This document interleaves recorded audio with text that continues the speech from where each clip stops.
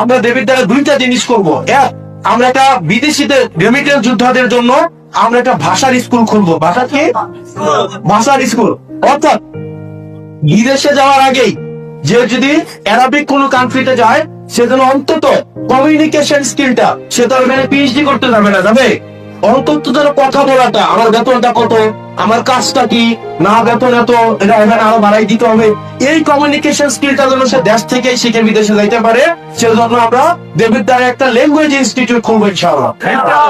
এবং এই ইনস্টিটিউশনে আমরা অ্যারাবিক, স্প্যানিশ, জাপানিজ, আমাদের এখানে অনেক মানুষ আছে জাপানি আছে না, ইংলিশ, এই বেসিক কমিউনিকেশন স্কিলের আমরা ল্যাঙ্গুয়েজ স্কিল ইনস্টিটিউশন খুলে দেবো ইনশাআল্লাহ।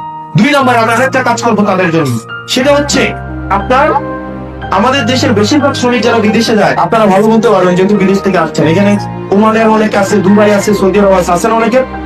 আপনারা জানেন আমাদের দেশের বেশিরভাগ শ্রমিক হচ্ছে অদক্ষ। তারা যদি একটা লাইট ঠিক করতে পারে, একটা ফ্যান ঠিক করতে পারে, একটা ফ্রিজ ঠিক করতে পারে, একটা এসি ঠিক করতে পারে, তাই হয় তাদের বেতন অনেক বেশি বাইরে যায়। যায় কিনা? যায় কিনা? হয় কিনা?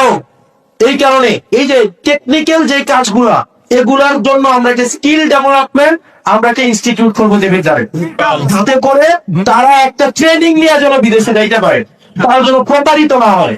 ঠিক আছে?